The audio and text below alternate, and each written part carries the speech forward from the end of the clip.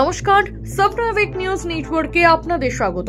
নিশ্চয়ই ভাবছেন এটা আবার কোন জায়গা যেখানে যত্রতত্র পড়ে রয়েছে গৃহস্থের বাড়ির ময়লা আবর্জনা। এর ছবি সমগ্র পানিহাটির, কারণ ভাগাড় বন্ধ। রামচন্দ্রপুর শুধু নয়, আবর্জনা স্তূপের পাহাড় এখন পানিহাটি পৌরসভার বিভিন্ন এলাকায় গেলেই দেখা যাচ্ছে।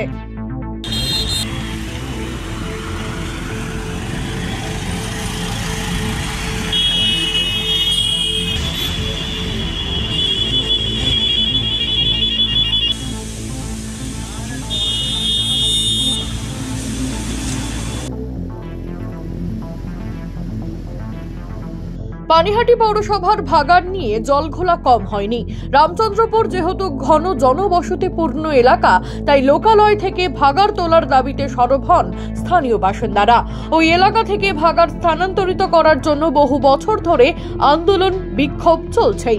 এমনকি গঠন করা হয়েছে ভাগাড় উচ্ছেদ কমিটি। প্রশাসনিক স্তরে গিয়ে আবেদন অভিযোগ জানিয়েও পানিহাটি পৌরসভাকে বারংবার জানানো সত্ত্বেও কোনো পদক্ষেপ নেয়নি পৌরসভা, এমনটাই অভিযোগ উঠেছে বারংবার।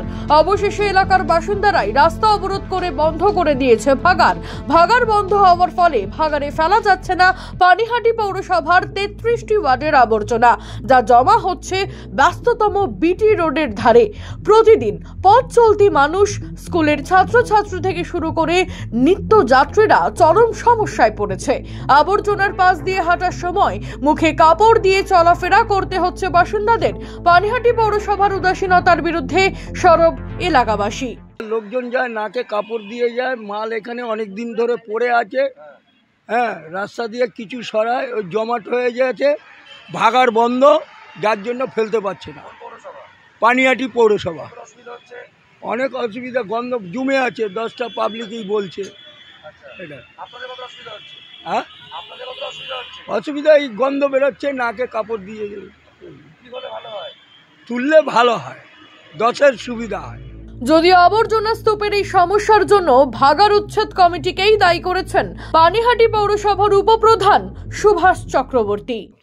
না, পৌরসভা তো প্রথম দিন থেকেই উদ্যোগ নিয়েছে। ব্যাপারটা হচ্ছে যে এই যে ভাগাড় উচ্ছেদ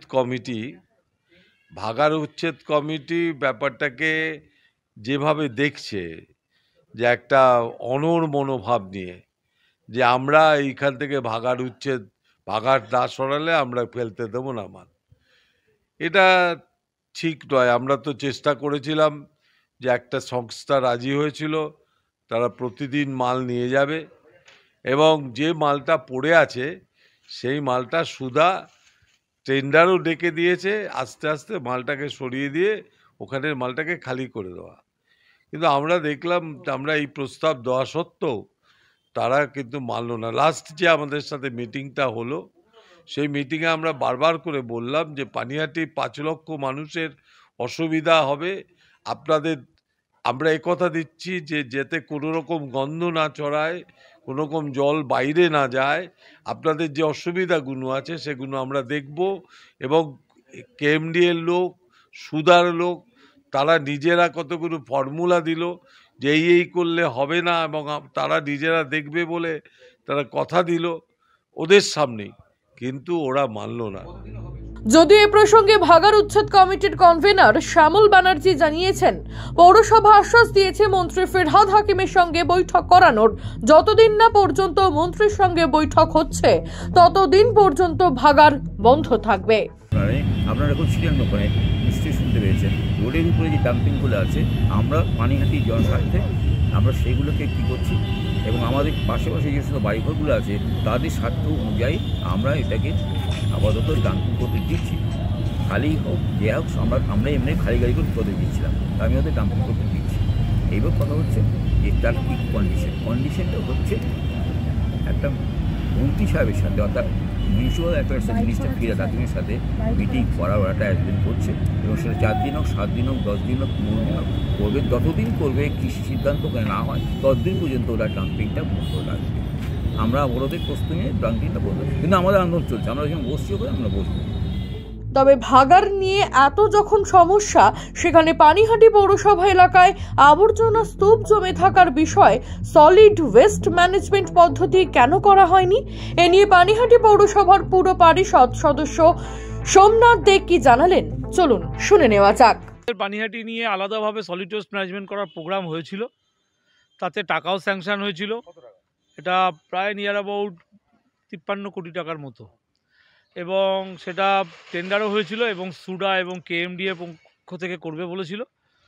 কিন্তু সেটা একটা পৌরসভাকে নিয়ে করলে সেটা কতটা সাকসেস হবে এই একটা চিন্তাতে এই প্রোগ্রামটা ক্যান্সেল হয়েছিল, এবং পানিহাটিকে বলা হয়েছিল যে 3টে দমদম, কামারহাটি, বড়নগরকে নিয়ে যে প্রমোদনগরীতে যে সলিড ওয়েস্ট ম্যানেজমেন্ট হচ্ছে তার সঙ্গে পানিহাটিকে যোগ করে দেওয়ার, যার জন্য পানিহাটির প্রোগ্রামটা ক্যান্সেল হয়েছিল। কিন্তু সেখানেও তো কোর্টের কেস হওয়াতে সেখানেও প্রোগ্রামটা প্রবলেম হয়েছে, যার জন্য পানিহাটিটা আটকে রয়েছে। পরে পানিহাটিকে নিয়ে কামারহাটিকে নিয়ে আলাদাভাবে প্রজেক্ট করার প্রোগ্রাম হয়েছিল, সাথে নিউ ব্যারাকপুরকে ট্যাগ করে দিয়ে, কিন্তু সেটাও ফলপ্রসূ হয়নি, যার জন্য আজকে সলিড ওয়েস্ট ম্যানেজমেন্টটা পানিহাটিতে দাঁড়ায়নি। কারণ পানিহাটিতে এটা শুধু আজকে সলিড ওয়েস্ট না, এটা হলো না হচ্ছে টেকনিক্যালি কিছু প্রবলেম রয়েছে, যার জন্যই এটা হয়নি। এই টেকনিক্যালি প্রবলেমটা কেএমডিএ বা সুডার আধিকারিকরাই বলতে পারবে, কারণ তারাই এটা দেখেছিল, তারাই এটা টেন্ডার করেছিল কেএমডি এর পক্ষ থেকে এবং সুডার। সবশেষে বলাই যায়, পানিহাটি পৌরসভা ও ভাগাড় উচ্ছেদ কমিটির টানাপোড়েনে আখেরে সমস্যায় পড়তে হচ্ছে পানিহাটির 5 লক্ষ বাসিন্দাদের। কতদিনে এই সমস্যার সমাধান হবে, আদৌ হবে কিনা তা জানা নেই কারোর। রাজা দে, 7 নাবিক নিউজ, পানিহাটি। সমস্ত খবরের আপডেট পেতে লাইক করে সাবস্ক্রাইব করুন 7 নাবিক নিউজ। সেই সঙ্গে বেল বাটন প্রেস করতে ভুলবেন না। আপনাদের একটা সাবস্ক্রিপশন আমাদের জন্য অত্যন্ত মূল্যবান। জয় হিন্দ।